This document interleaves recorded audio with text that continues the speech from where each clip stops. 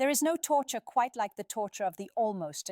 It is a specific kind of purgatory where two people exist in a state of suspended animation.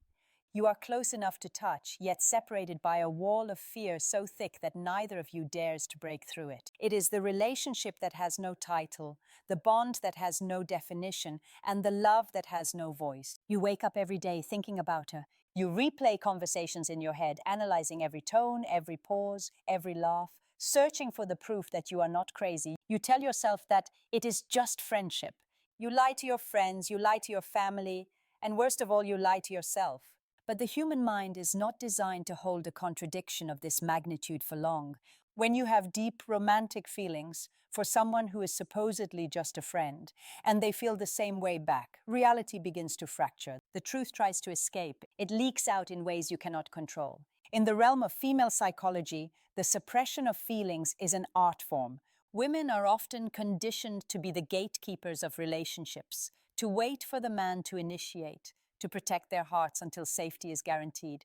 Therefore, if she has feelings for you but isn't admitting it, she is fighting a biological war against her own nervous system. She is trying to maintain the facade of platonic behavior while her brain is flooded with dopamine and oxytocin every time you walk into the room.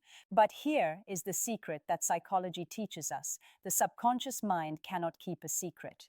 No matter how disciplined she is, no matter how carefully she curates her words, her biology will betray her. Today, we are going to dismantle the walls of this silence. We are going to look at the 4 undeniable psychological signs that you are both waiting for the other to break.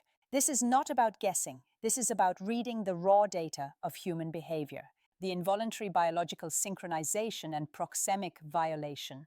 To understand the first sign, we must look at the science of proxemics, the study of human use of space.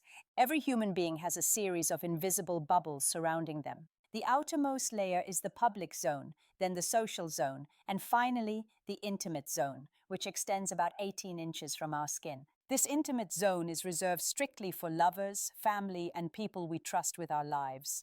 When a woman has no romantic feelings for you, she will subconsciously maintain a respectful boundary. If you step too close, she will micro-adjust, stepping back slightly, turning her shoulder, or placing an object like a bag or a cup between you to re-establish the barrier. This is instinct. It is safety. However, when mutual feelings exist but are unadmitted, this rule of space is repeatedly and voluntarily violated. You will find that she stands inside your intimate zone, not by accident, but by magnetic compulsion. Observe her in a crowded room. Even if she is talking to someone else, notice her positioning relative to you. This is called orientational reflex. We point our vital organs, our chest, our stomach, and our feet towards the things we value most.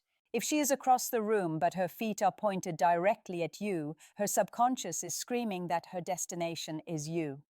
Furthermore, this goes beyond just standing close. It evolves into mirroring, but not the simple mirroring you read about in basic body language books.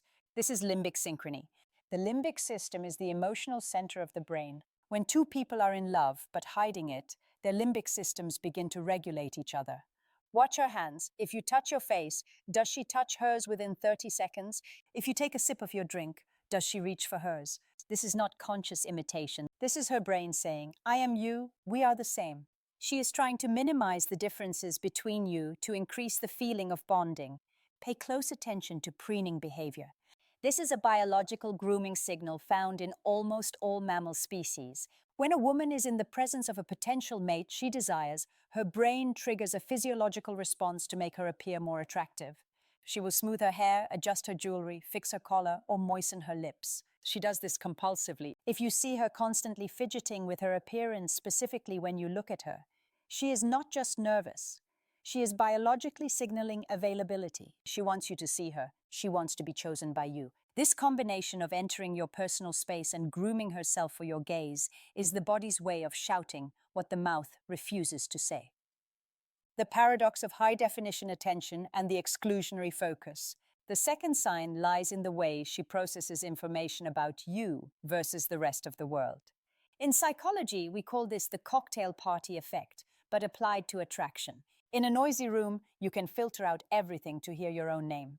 Similarly, when a woman has hidden feelings for you, you become the signal and the rest of the world becomes noise. This manifests in a terrifyingly accurate memory of your life. She remembers things you don't even remember telling her. Did you mention 3 months ago that you hate the texture of mushrooms? She remembers. Did you casually say you were worried about your mother's health on a Tuesday afternoon? She will ask you about it on Friday. This is not just being a good friend. This is high-definition encoding. When we are emotionally invested in someone, our brain tags every piece of data related to them as critical for survival. She's building a mental archive of you. Why? Because in her fantasy, in the future she imagines but won't admit to, she needs this information to be a good partner to you. She is practicing for a role she hasn't been cast in yet.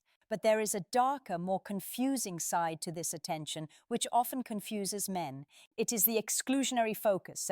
You will notice that while she is incredibly attentive to you, she might arguably be harsher on you than others, or she might ignore you completely in public while being warm in private. This is the paradox. When you are in a group, she might deliberately avoid eye contact with you. Why? Because looking at you feels too intense. She's afraid that if she looks at you for too long in front of others, the mask will slip and everyone will see the naked longing in her eyes. So she overcompensates. She talks to everyone except you. She laughs loudly at other people's jokes. But this is a performance. If you watch closely, you will see her checking your reaction peripherally. She wants to know if you are watching her ignore you. She's trying to provoke a reaction, any reaction, that validates that you care as much as she does. We are approaching the deep end of this psychological analysis. The next two signs deal with jealousy and the breaking point of silence, the moments that cause the most pain but offer the most proof. If you are recognizing yourself or her in these descriptions, it means you are standing at a crossroads. Most men never learn to read these signs. They walk away, leaving a potential lifetime of happiness behind because they were too afraid to read the subtext. Do not be that man. You need to understand the full picture. Subscribe to this channel right now. We do not sugarcoat the truth here. We explore the raw, unfiltered psychology of human nature so that you can stop guessing and start knowing. Join us. Now let's go deeper into the pain of hidden love, the jealousy paradox, and the hypothetical test. Jealousy is an ugly emotion, but in the context of unadmitted feelings, it is the most honest emotion. However, because she cannot claim you as her boyfriend, she has no right to be jealous. This creates a psychological conflict called cognitive dissonance. She feels the burning rage or sadness of seeing you with another woman, but her logical brain tells her she isn't allowed to express it. So how does this manifest? It comes out as concern or judgment. If you mention another woman, watch her reaction instantly. She won't say, "I'm jealous," and instead, she will criticize the other woman's character under the guise of looking out for you. She might say, "She doesn't seem like your type," or "I just don't think she's smart enough for you," or "Are you sure she's not just using you?" She frames her jealousy as protection. She positions herself as the guardian of your well-being. By devaluing your potential romantic interests, she is subconsciously trying to eliminate the competition without revealing her own hand. She wants you to come to the conclusion on your own that she's the only one who truly understands you. Then comes the hypothetical test.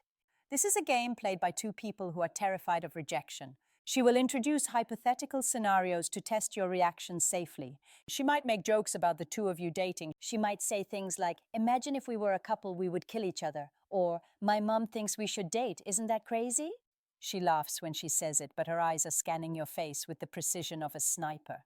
She is offering the truth wrapped in a joke. If you react negatively, she can say, "I was just kidding," and save her dignity. But if you hesitate, if you look at her with a spark of interest, she gets the data she needs. This is plausible deniability. She is handing you the key to the door, but she is pretending it's just a toy. She wants you to be the one to turn it. She is waiting for you to stop laughing and say, "Would it be so crazy?"